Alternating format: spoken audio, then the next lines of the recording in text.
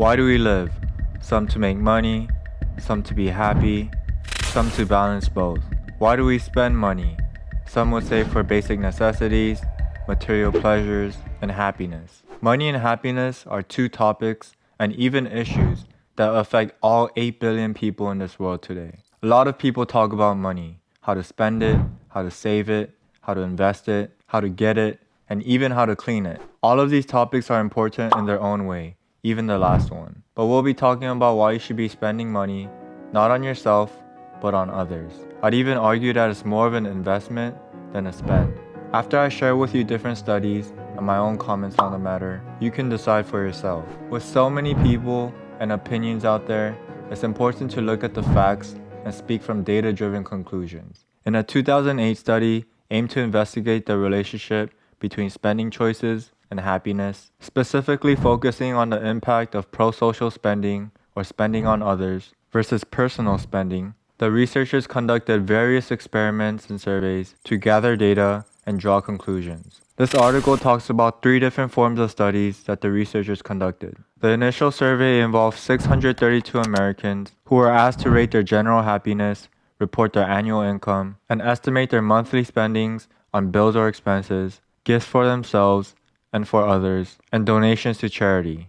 The findings indicated that personal spending was unrelated to happiness, while higher levels of pro-social spending were significantly associated with greater happiness. To further explore the causal impact of spending choices on happiness, they got 16 employees who received a profit-sharing bonus from their company.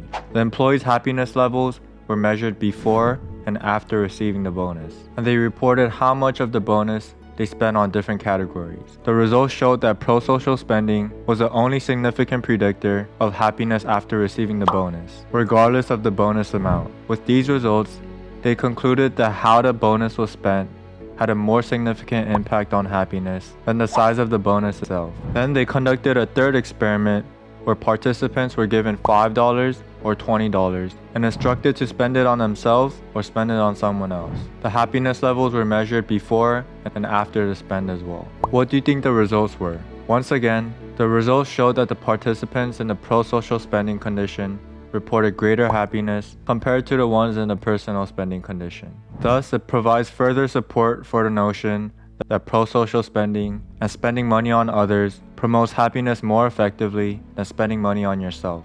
You know, the biggest question that everyone asks is if money can buy happiness, and everyone starts to equate their money and income levels to their happiness to try to answer that. A lot of people are working really hard every single day just so they can gain some kind of fulfillment and happiness from the higher income levels. So with the study, it challenges the traditional focus on income as a predictor for happiness and highlights the importance of spending choices as well. Intentional activities such as spending money on others can lead to lasting happiness, and also indicates that even small changes in spending allocations, such as minor increases in pro-social spending, can result in significant gains and greater happiness. So I think it's interesting that people often prioritize personal spending, while this study is advocating for the fact that pro-social spending and placing importance on where you spend your money is just as important, if not more important. Let's jump on to another study done from Harvard that was published in 2020, so it was way more recent. And they also mentioned the study that I just talked about,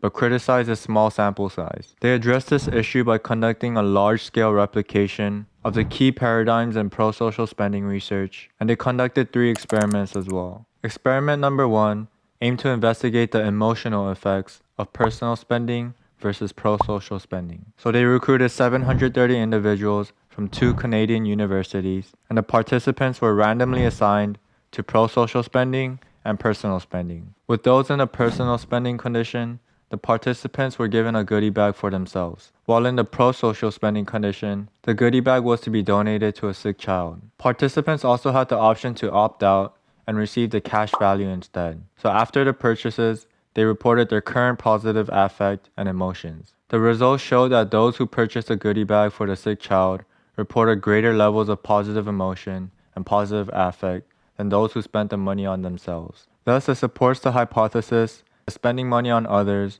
promotes happiness and gives you immediate emotional rewards from generous spending. Experiment number 2 aimed to investigate the long-term effects of pro-social spending and personal spending. So in this experiment, there are 1,950 participants who are randomly assigned to the pro-social spending and personal spending condition. Their baseline well-being was measured using happiness ratings, and in this experiment, they were asked to recall and describe a past spending experience. Their current positive affect and positive emotion were measured as well. In this experiment, however, it showed no significant difference between pro-social spending and personal spending, thus giving us no results, possibly because of patient engagement issues. So with experiment number 3, they got 5,000 participants to recall and describe a past spending experience, and they were required to write at least 150 characters. Once again, their positive affect and positive emotions were all being measured. And in this third experiment, the pro-social spending condition participants reported higher current positive affect and positive emotion compared to those in the personal spending condition.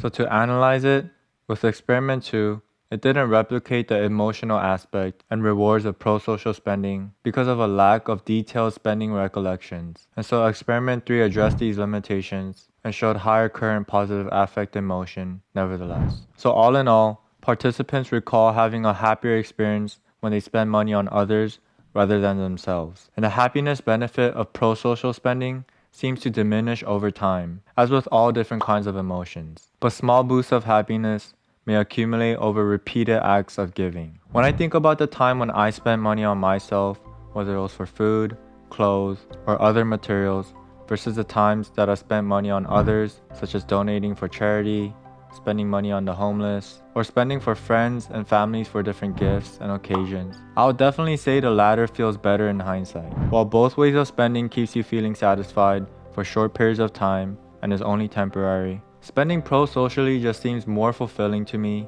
and overall it just seems like money better spent. Now, if you're not in the position to spend money on other people, I would definitely 100% say that you should focus on you and your family to provide the basic necessities. And even if you are stable, it's always better to stay extra frugal rather than extra lavish and spend and drain money unnecessarily out of your bank account for purchases on clubs, different bottles, girls, etc.